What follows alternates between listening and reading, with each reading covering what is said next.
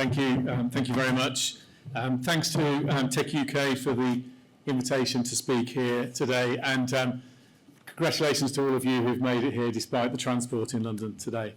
I want to share with you today how the Met is embedding what we call precise community crime fighting, tackling issues that matter most to communities with their active support and participation is the bedrock of policing with consent.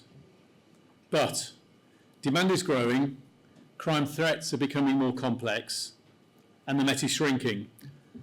And so policing with precision, protecting the public with an ever sharper focus on the most dangerous and prolific offenders and the most vulnerable people or places is absolutely essential. Precise policing means making the Met more capable, more productive and more focused. My thinking is in part shaped by 4 years outside policing, working with and advising several startups with the potential to transform public safety. I saw how founders turned unique technologies into real-world solutions and how tech can reform public services, especially policing. But from that vantage point outside, I also saw how poorly the public sector spots and scales good tech, and how we can make it difficult for small companies to get foot in the door. Now, back in the Met, those lessons are at the front of my mind. I'm proud to lead over 40,000 officers and staff who work every day to keep London safe. But for too long, clunky processes, outdated technology and bureaucracy have been in their way. We're changing that. Sadly, we had to start with the basics, such as the rolling out of smartphones and laptops to every officer. But now we're starting to put AI in their hands across the whole of the organisation as we roll out Copilot Chat this week. And we've made targeted investments in a range of technologies that are making real difference to frontline policing. Live facial recognition is one of those. It's a game-changing tool which allows us to locate individuals of interest. It transforms hotspot policing as officers stop and arrest far more criminals. These might include wanted people or those with court-imposed conditions such as sex offenders or stalkers. Before deployments, we upload images of those we're looking for onto a watch list. Independently tested by the National Physical Laboratory, this technology scans the faces of people passing through an area against that list. Where there's a potential match, it sets off an alert. Officers can check if a sex offender is perhaps adhering to their conditions whilst arresting those who are wanted for criminality. Importantly, if there's no match, biometric data is immediately deleted. The watch list is also tailored to every deployment. And yes, of course, you can choose not to walk past the tech, but criminals still do. Over 85% of Londoners support our use of live facial recognition, over 85%. So far this year, it's led to over 700 arrests, including 50 registered sex offenders, all breaching their conditions. Over the Notting Hill Carnival weekend, I spent time with officers on one of the LFR operations on the perimeter. Every officer I spoke to was energised by the potential. Across the weekend, facial recognition delivered 61 arrests, including 16 for serious violence-related offences and 13 wanted for violence against women and girls. The first arrest happened within just a few minutes of going live, locating someone wanted for a prison recall since 2015. That probably spoiled his day and his year, didn't it? That wasn't in the script. Another suspect was wanted for GBH, having allegedly stabbed a victim 5 times with a machete. These results show that facial recognition played a critical role in keeping the public safe at Carnival, making a major contribution to one of the safest carnivals in years. Robbery was down 70%, violence down 53%, and sexual offences down 8%. And the positive feedback from officers, from communities, and particularly from communities who felt more protected and safer than before, as they enjoyed this unique community celebration, was wonderful to see. I saw some of that feedback on the ground on the day, and there was also plenty of it on social media afterwards. This is a great example of technology enabling officers to better protect the public in real time and doing so more efficiently. In Croydon, live facial recognition has been found to be 3 times more effective than existing tactics in spotting and identifying individuals police need to speak to. And of course, whilst it's one of our most known technologies at the moment, it's not the only one. Later this year, we'll be sharing with Londoners how we plan to pilot deploying drones in support of officers to maintain public safety, from searching to missing people, arriving quickly at incidents, replacing expensive and noisy helicopter. There's many roles for it to play. Deployed well, drones will be another tool to help officers make faster, more informed decisions on the ground. Like all public services, policing must become more productive. This is especially important for the Met, as we shrink by 1,700 officers and staff this year, on top of the 1,600 of the past 2 years. Indeed, nationally, it's been evidenced that technology could potentially unlock around 15 million hours of police time annually. In the Met, we're targeting areas with immediate potential. A few examples. Officer-initiated facial recognition. We're going to take the facial recognition technology and integrate it onto the Met smartphones, allowing officers to more readily confirm identities on the street more efficiently, building on the success of live facial recognition. Translation. With 300 languages spoken in London and limitations in traditional translation services, we're deploying advanced AI tools to enable real-time communication between officers and the public, improving safeguarding and speeding up investigations. Transcription. Unlocking accurate transcription has the potential to save thousands of hours, but when people's freedoms are at stake, accuracy really matters. The numbers in our existing processes are enormous. Over the past year, our typists have transcribed over 490,000 minutes of audio for court hearings, more than 8,000 hours. Each hour of audio currently takes about 2 days of painstaking work. Accurate transcription will free up time across the Met and improve performance. Every day, officers across London take witness statements, tapping away on keyboards, trying to capture every word.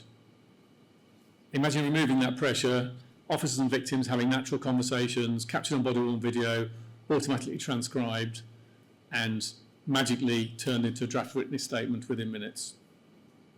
CCTV trawls.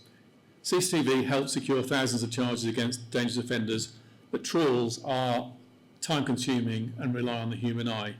Take Oxford Street, 27 cameras to trawl and junctions around. To trawl and identify a suspect's route can take 2 days.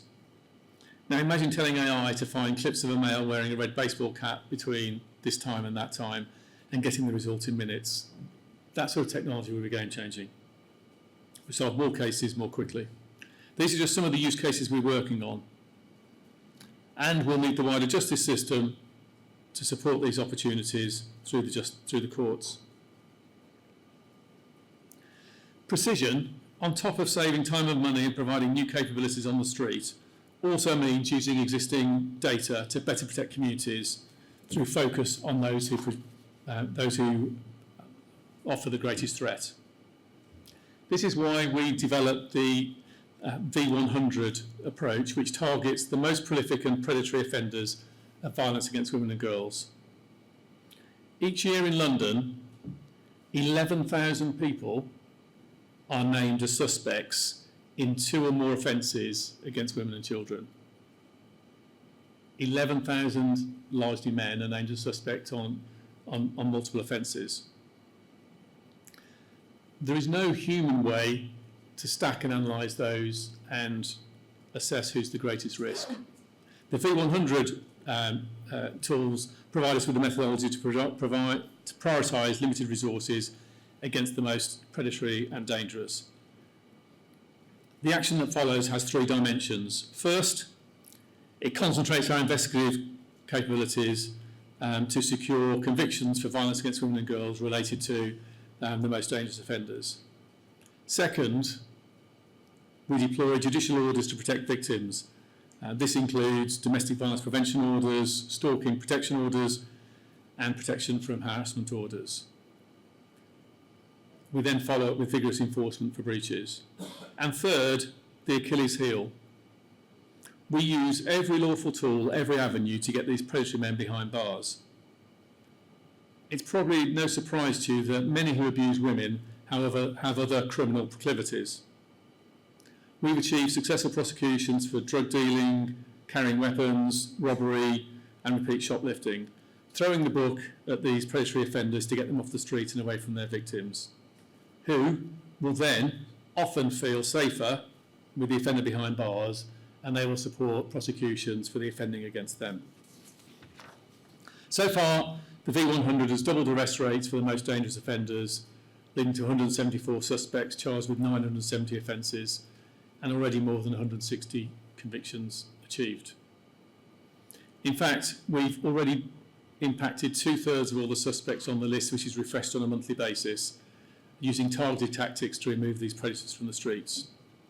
This is precision-focused, data-driven action that better protects women and girls in London. So, we're incredibly ambitious for the difference investing in technologies that can drive precision can make in the protection of communities. And I've seen firsthand the energy of officers when equipped with better technology. The use cases I've touched on today are just the first steps in what must be a more radical approach to embracing technology in policing and across the justice system. But nationally, to unlock the full benefits of AI, we must also reform our policing model.